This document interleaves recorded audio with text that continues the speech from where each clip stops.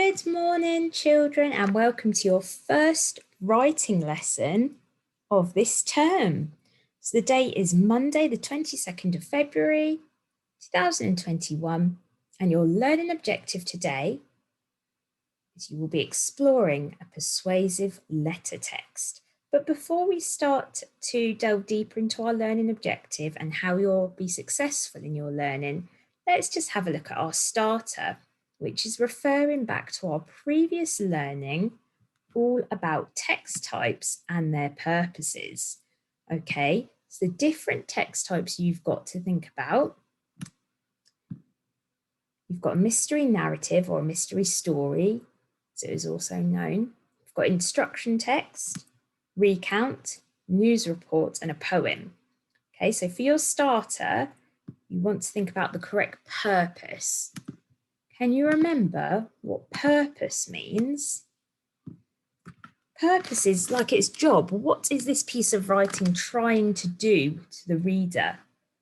What effect did the writer want the text to have? What's its job? Okay, now for an extra challenge for your starter, you can pause it now and try and work out the purpose by yourself. Okay, if you want it a little bit easier and you're thinking, I'm not quite sure on those purposes, but if I saw them, I might know, then I'm going to remove this in a minute and you've just got to match the purpose to the text type. So if you want a challenge, pause it now. If not, I'm going to remove this. Okay, so the different purposes we've got is to inform, so to give somebody information, to entertain, to intrigue and entertain. What's intrigue mean? To ensure something is done effectively and or correctly. So to ensure means to make sure something is done effectively and or correctly. And to retell events. Okay. Intrigue is to make someone interested, make someone wonder, what's going on here? Okay, so pause the video now and have a go at matching up these text types to their purpose. Okay, think about ones you've done in school. Think about one you did last term, two you did last term. Okay, pause it now and spend about 5 minutes on your starter. Pause it there. Okay, let's see how you did. So a mystery narrative. Okay. If the author is successful in writing a good mystery narrative, then their text should intrigue and entertain. If you're reading a good mystery novel, a good mystery book, you are thinking, why did this happen? Who did that? It's intrigued you, it's interested you, it's made you think, and it's entertained you. Okay, you've enjoyed reading it, it's been fun. Instructions to ensure something is done effectively and or correctly. I have Googled instructions many times for different things. Okay, how to bake a cake, how to fix this or that. Okay. What about a recount? Well done. It's to retell events. You're recounting the events. A news report. Do you remember when we did that last term? You were informing your reader. You were telling them the information. Remember, we had those questions at the start. What happened? When did it happen? Who was involved? Okay. And a poem is to entertain. Now, obviously, that can change based on the type of poem. It might be emotive poetry or war poetry or silly poetry. Okay, but its main purpose is to entertain. So well done if you got that right, because today we're going to be exploring the purpose of persuasive letter text.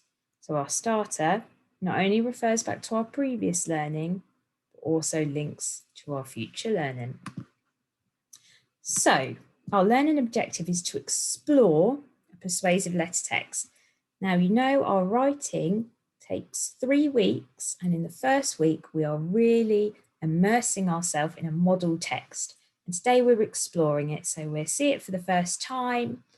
We'll be thinking about the meaning of it, thinking about the purpose of it, and answering some questions, okay? about how you're going to be successful in achieving your learning objective today. So hopefully by the end of the lesson, you will know what to persuade means. You will know the purpose of a persuasive letter. So just like our starter, what's the job of this letter? What are they trying to achieve by writing it? And you'll also be able to answer questions about the persuasive letter text. Okay, and the type of questions here will depend on what challenge you want to face with your learning today. And we'll go through those further along. So I want you to have a little think now. What is the definition of to persuade? What does persuade mean? Pause the video now and have a little think, or if you've got somebody there with you, have a little chat. Okay, let's have a look. So it is a verb. Okay, it's to cause someone to do something by using a reason or argument. Okay, so for example, the soccer coach persuaded her to try out for a team. The soccer coach managed to get her to try out for the team by reason. So, oh, I think you'd be really good at this. Come on, they'd need you on the team, or argument. And by argument here, we don't mean shouting.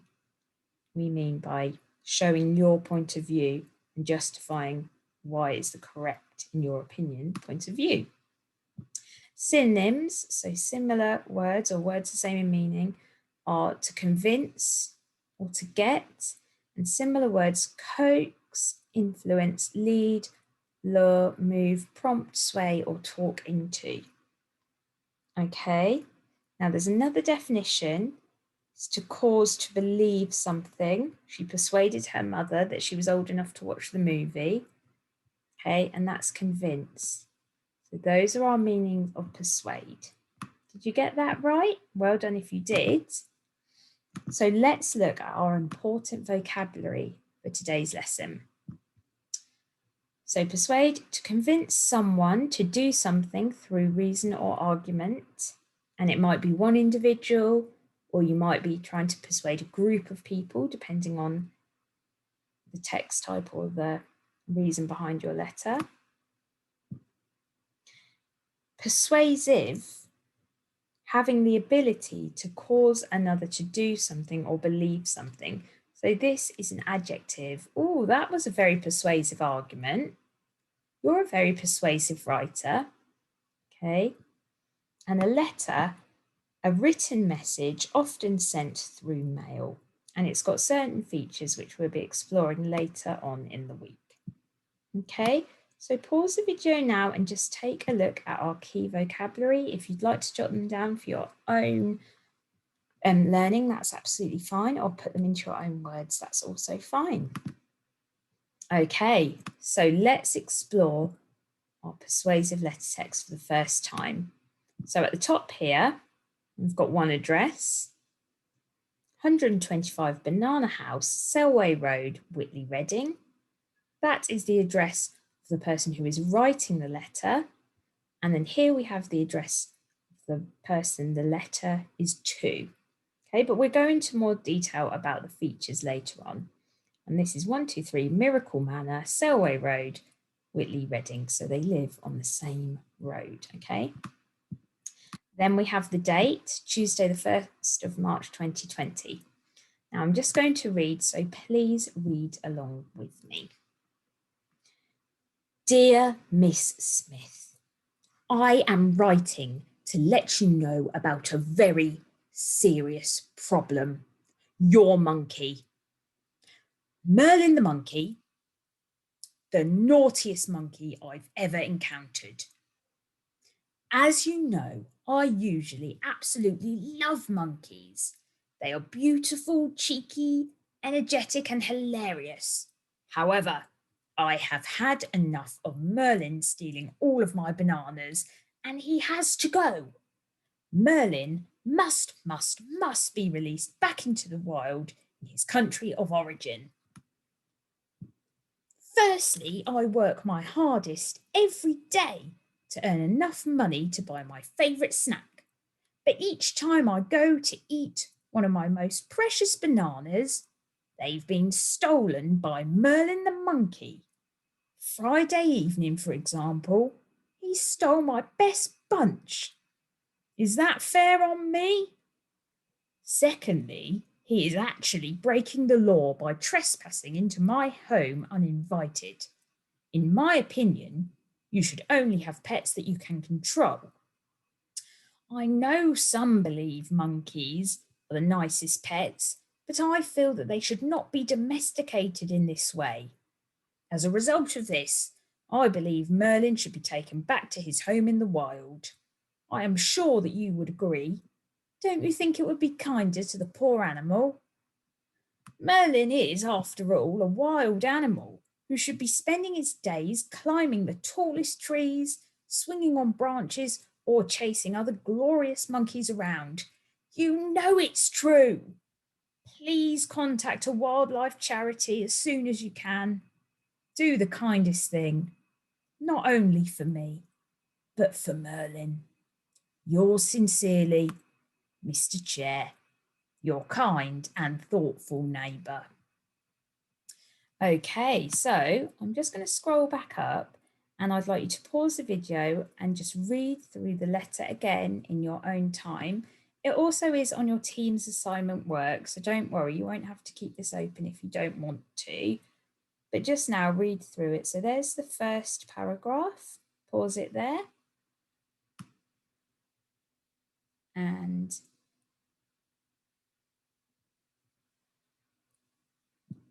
the rest of the letter. Pause it there.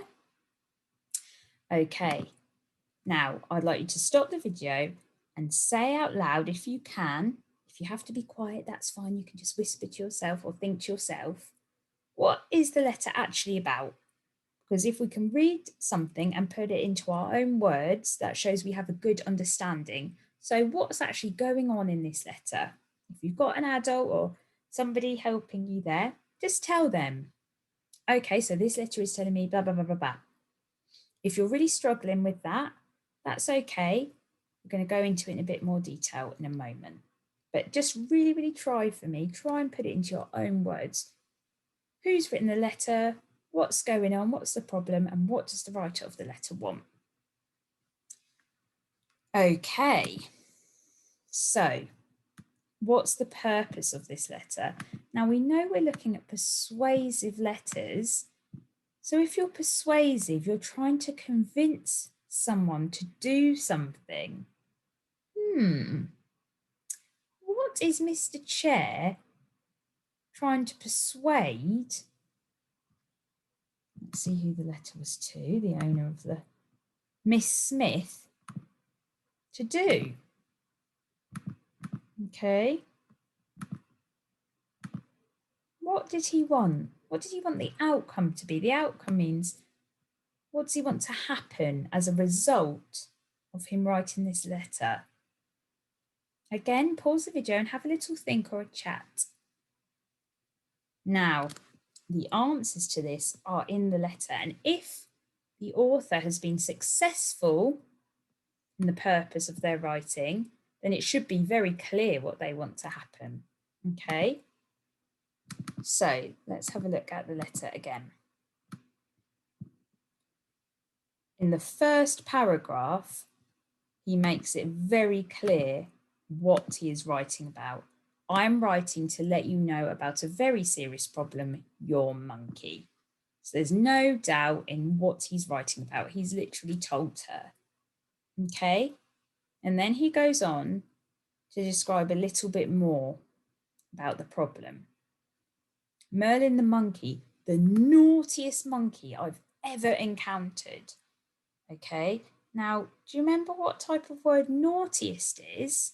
We did it when we were back in school just before Christmas. It's a superlative. Okay, the naughtiest monkey of them all. Not just naughty, the naughtiest. Okay, and we'll be learning more about that later in the week. Well done if you spotted that. Okay, and then he's given a bit of reasoning. He's making himself sound reasonable here. As you know, I usually absolutely love monkeys. So he's not just saying, oh, I hate all monkeys. That's why I don't want you having this monkey. Okay, it's being reasonable. As you know, I usually absolutely love them. Then he goes on to list some lovely adjectives to describe them. But then he goes back to his reasoning. However, I have had enough of Merlin stealing all of my bananas and he has to go.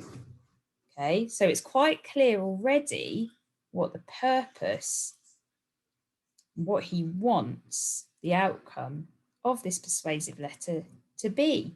He wants Merlin to go. And he makes that very clear in the next sentence. Merlin, and then not must once, must be released back into the world in his country of origin. Okay, so hopefully that's made it a little bit clearer. He's really fed up with this monkey because he's naughty. He tells us why he's naughty. He's stealing all of his bananas and he wants the monkey released back into the world. He doesn't think Miss Smith should have the monkey as a pet. So that's the purpose, that's why he's writing, and we will be exploring later on in the week how this writer has used language to persuade, okay? But for today, we're going to be answering questions on the text. So I know we usually do this in our reading lessons, don't we? We do our comprehension questions. So why are we doing it for this in our writing? Well, it's to assess your understanding of the text and to let us know where you need help. Okay, you can't understand a text type and you can't write about it if you don't understand the text in front of you, okay? So by today, exploring it and answering questions, it will help you learn the text better and it will help you understand the purpose. So one of the questions you might have to do today, depending on your level of learning, is who is the letter to? So through the use of the word who and to, it's telling me I'm looking for a person and who is it addressed to? Who is going to be reading this letter? Okay, so I go into my text. This is address, that's not a person. Oh dear, that's how we show that who the letter is to, isn't it? Dear or to. Dear Miss Smith. How do I know that Miss Smith is a name? Well, it's using Miss, which is a title we address a person with. And then we've got Smith with a capital S, so I know it's a proper noun. And then I am writing to let you know. So the letter is to Miss Smith. Remember, it's not a memory game. Don't ever sit there with the questions going, oh, what was her name? Miss Smith, Miss Jones. No, you go back into the text, and that's why we've included it in the assignment. Okay, normally in school, we'd be asking you to highlight and underline. You can highlight on the word assignment if you know how to do that, okay? It's just at the top. Never try and guess by memory. Go back into that text. Okay, next question. What or who is causing the issues? So I'm looking for a noun because they've used what or who. It's causing the issues. Now, what does issues mean? Issues is another word for a dilemma or a problem. Okay, let me go back into my text. I'm writing to let you know about a very serious problem. Oh, something's giving us a problem. It could be giving us issues. And then a colon, your monkey. So we know it's a monkey and now we know his name, Merlin the monkey. Perfect. So that will be our answer for this one. Okay, and whatever level of challenge you'll be doing today, I also want you to consider the writer's feelings. Why? Again, it's to assess your understanding of the text and to help to show its purpose. So if you can understand how the writer is feeling, It will help you know why they are trying to persuade the person and what they want. Okay, so in the letter, what emotions or feelings do you think Mr. Chair is experiencing? So again, I'm going to go in. I'm writing to let you know about a very serious problem. So he is seeing it to him as a very serious problem. If we're describing something as a serious problem, then we're not going to be feeling happy about it, are we? So I'm going to highlight that bit. Merlin the monkey, the naughtiest monkey I've ever encountered. By using the word naughtiest, that's superlative, that shows us that he has strong feelings about this monkey and the behaviour of it. Okay. I have had enough. Okay. That's not someone who's politely asking for something. Or do you mind if, Merlin doesn't leave the house? That is, he's putting his foot down. He has had enough. If you've had enough of something, you're probably going to be frustrated, angry, tired. Okay. And again, you just go through, you find any language that can relate to emotion or feeling. Because like when we do in our reading lessons, when we're looking at author's word choice, we convey our meaning through our words, don't we? Okay, so again, have a little read through that. And just think, if you were in Mr. Chair's shoes, if you were Mr. Chair and you had a monkey breaking into your house and eating your favourite snacks, how would you be feeling? I know how I'd be feeling. Not happy at all. Okay, so on the assignment as well, I have given a word map to help you if you need that support.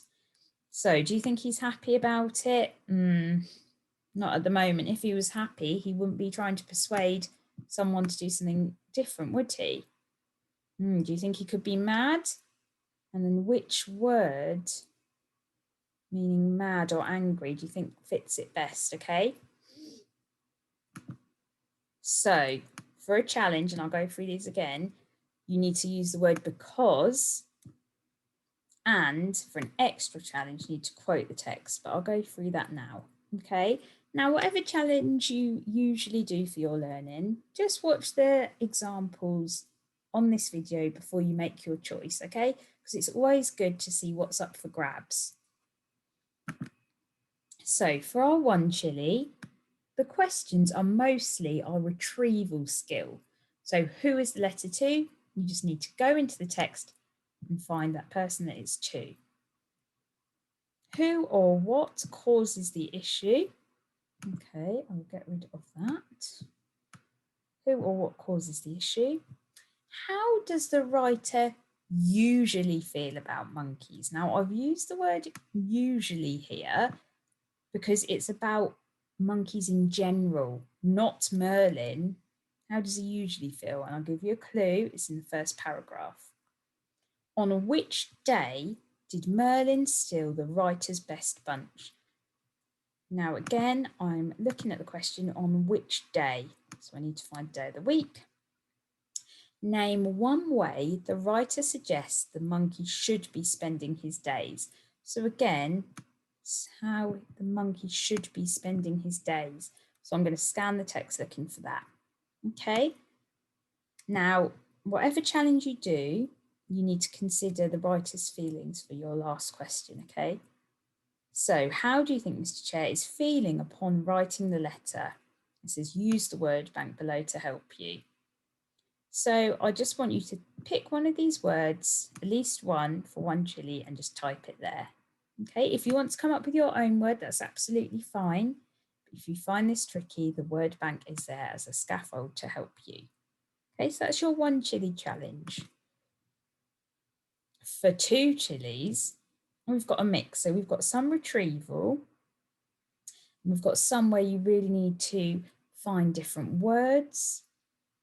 We've got some where we want you to think about the purpose. Okay, one where you need to justify your answer. So who is the letter to and who is the letter from? So you actually need two answers for that one. What What words does Mr. Chair use to describe monkeys in general? What words? Not one word, words. What does Mr. Chair want to happen as a result of his letter? Okay, so what does he want the outcome to be? What does Mr. Chair believe Merlin is doing that is against the law? So you're scanning the text for that. And does Mr. Chair believe monkeys should be pets? And I don't just want a yes or no, because it says here, how do you know? So again, I'm going to scan the text for this part. How do you know? And then for this challenge, understanding the writer's feelings, how do you think Mr. Chair is feeling upon writing the letter? And for this one, you need to use the word because to justify your answer. I think he is feeling blank because blank, blank, blank. And then finally, 3 chilies. These are quite tricky questions. So if you're someone who normally has the hardest challenge when we're in school with our learning, then please take this. Okay, remember your brain should be working. Shouldn't be so difficult that you get upset or frustrated. It should be a challenge for you, okay? So how does Mr. Chair describe the problem? Again, scanning the text for this word. And then how does he describe? So what adjectives has he used? Then we've got one about sentence type. We've got one about the author or the writer's word choice. So why do you think Mr. Chair uses repetition? So you have to go in, find the repetition, and then say why you think he uses it. Why has Mr. Chair used the question, is that fair on me? And we'll be exploring a bit more about what type of question this is. Bonus points if you can put that in your answer, what type of question this is.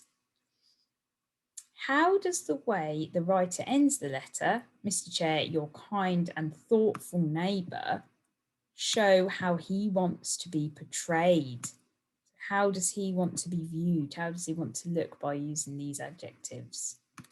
And then finally, for your challenge, if you're doing 3 chilies, how do you think Mr. Chair is feeling upon writing the letter? Use the word because and quote the text. Okay, so you've actually got to copy and paste the text. So I hope you've enjoyed your first lesson today. And I can't wait to see your amazing learning. Remember, all 3 challenges are on there. So have a look, pick a challenge that suits you. You only need to do 1, 2 or 3 chilies, but you do need to have a go at answering all 6 questions. Okay? So well done for exploring the persuasive letter text, and we'll be looking at the features later on in the week. I hope you've enjoyed your learning. Bye.